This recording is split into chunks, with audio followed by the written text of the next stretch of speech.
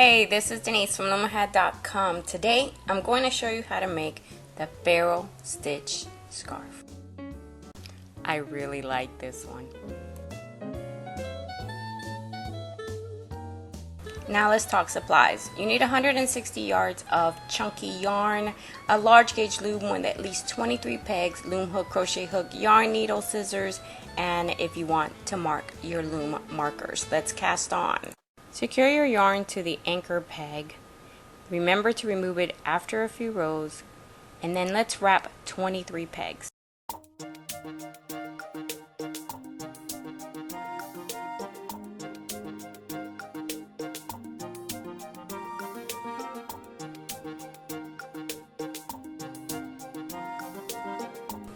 You're going to knit one row using the Uwrap version of the knit stitch.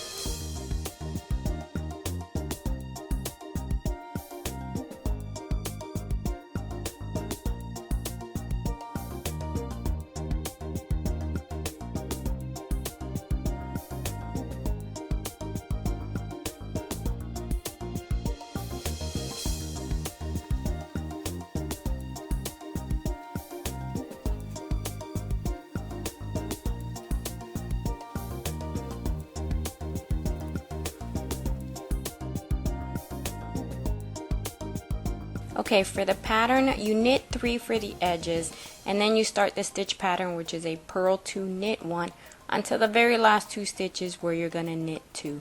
So here are the edges. There are 3 knits, and they're marked off with a different color.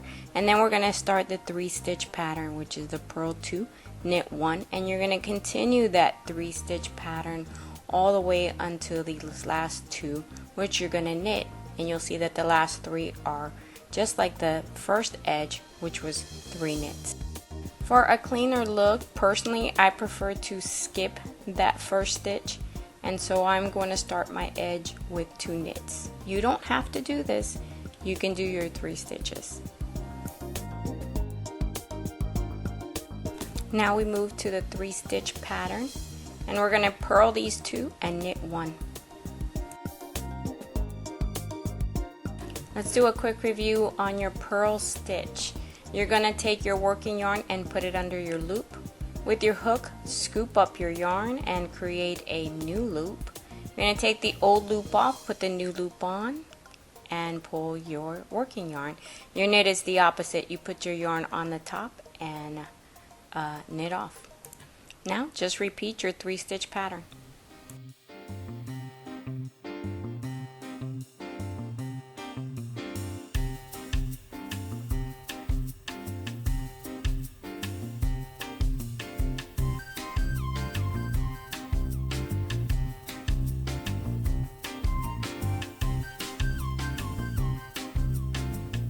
When you reach the edge, remember to knit the last 2.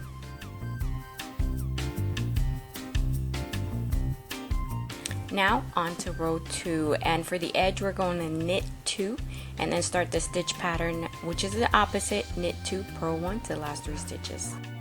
Because I slipped that first stitch, I'm going to knit only 1 and then start the stitch pattern. Remember that you don't need to do this. Now our 3 stitch pattern continues, and again it's backwards, so we're going to knit 2, unit version, and then do a purl 1.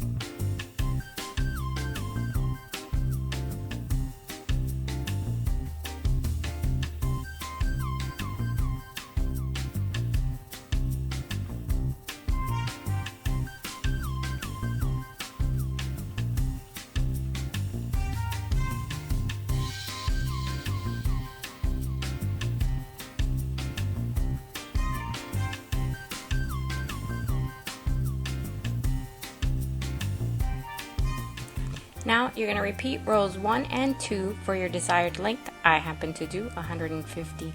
And let's see the pattern done one more time in quick motion just for review.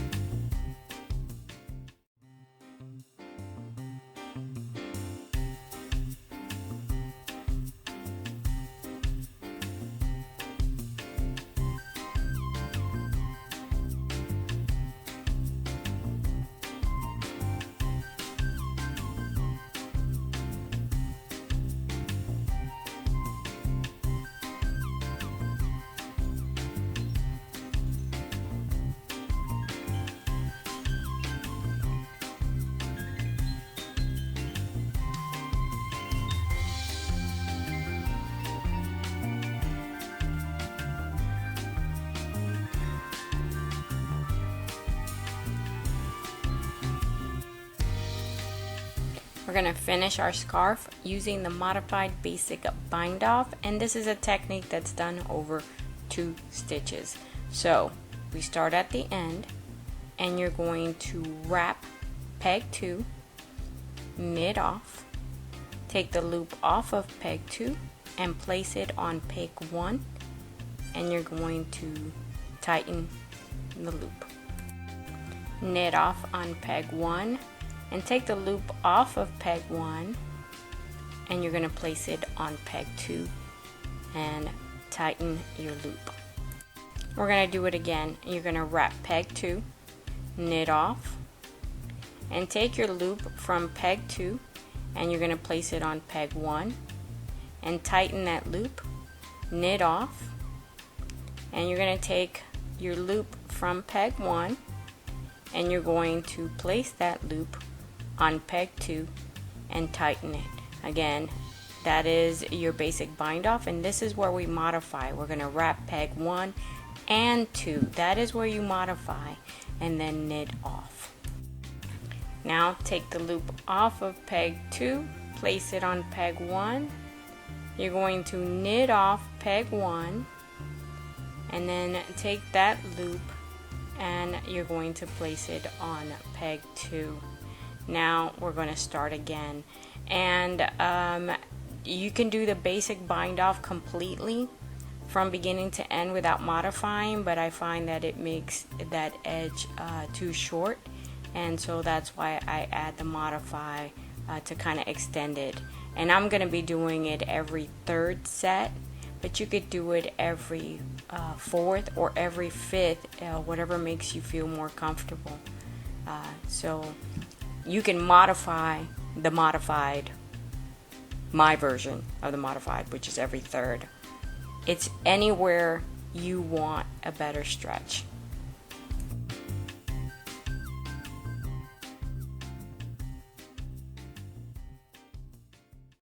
Repeat the technique to the very end.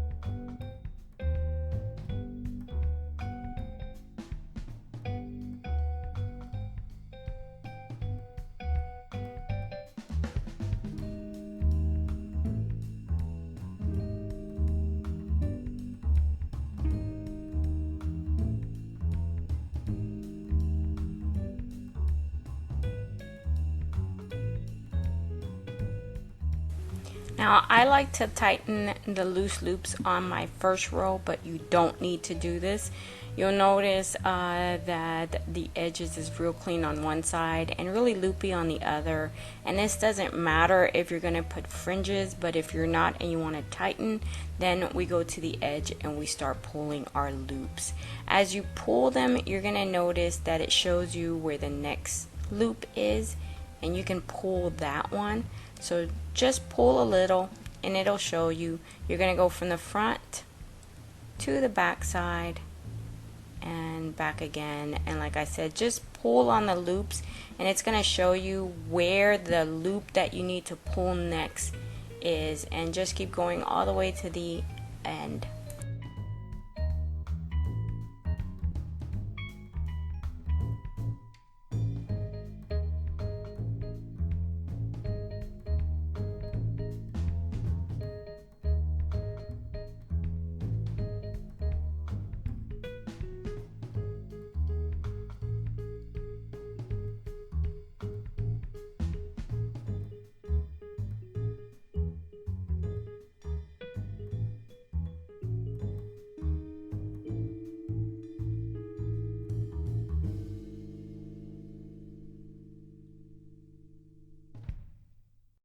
Now that last edge is where everybody gets really frustrated, and you're just gonna pull until you find that knot. It was the slip knot that you put on, or the knot, whichever one you did.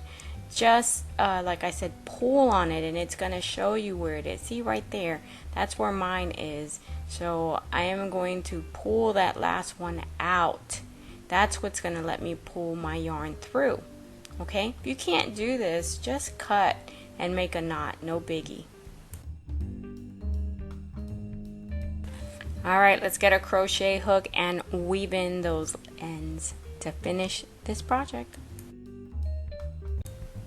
With the crochet hook, you're going to grab the working yarn and feed it through the fabric.